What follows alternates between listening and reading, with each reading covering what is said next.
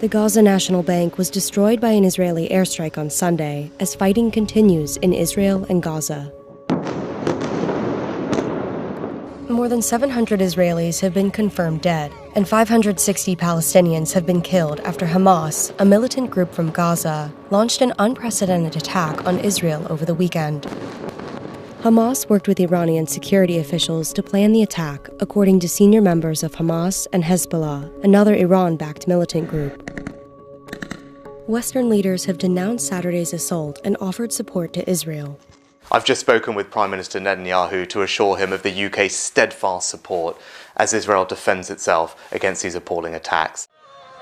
Iranian security officials helped Hamas plan the surprise attack on Israel, senior members of Hamas and Hezbollah said.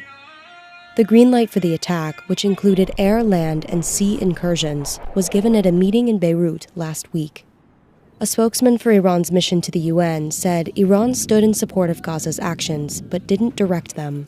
Hamas is considered a proxy group of Iran. The exact nature of how much Hamas is being led by Iran has always been unclear. But of course, they receive a lot of their funding from Iran, a lot of their training from Iran, and a lot of their weapons from Iran. That is according to Israeli officials here in Israel.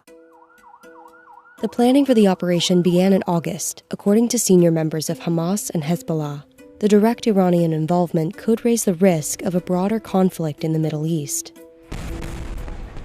U.S. officials say they haven't seen evidence of Tehran's involvement.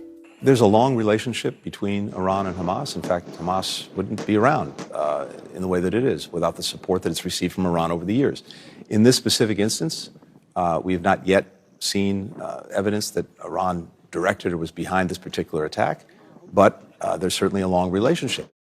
On Sunday, more than 250 people were found dead at a music festival in Israel, according to Israeli state broadcaster Khan. Israeli Prime Minister Benjamin Netanyahu appointed a general to coordinate search efforts for captured and missing Israelis. The mother of a missing woman described a phone call from her daughter during the attack. At 10 o'clock, she called us and said, "Mommy, we were bombed. They shot at us. The car was shot. We cannot drive. Everybody here is Israel." There were 4 kids in the kids. They were 23, 25, 30. Everybody was shot. They were bleeding.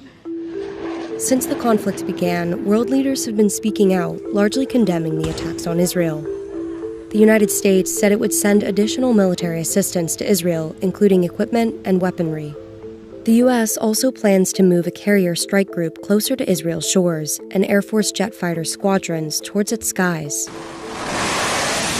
A move that signals its support and aims to deter Iran from taking advantage of the uncertainty in the region. A Hamas spokesperson said the decision to deploy an aircraft carrier near Israel by the U.S. is participation in the aggression against our people. The U.S. is sending one of its largest aircraft carriers to the region, and it's very clear who that's a message to. It's not the message to Hamas. It's not a message to Gaza. That's very clear. It's most likely, of course, they do not say this publicly. This is a message to Hezbollah in Lebanon. The biggest fear in Israel, really, is that Hezbollah, which is a militant group far stronger than Hamas, has the means to really wreak havoc in Israel, that they could enter this war any day. Hezbollah is trying to deter Israel from invading Gaza, from creating a ground invasion into Gaza, and on the other hand, Israel and now the United States are trying to deter Hezbollah from joining this war.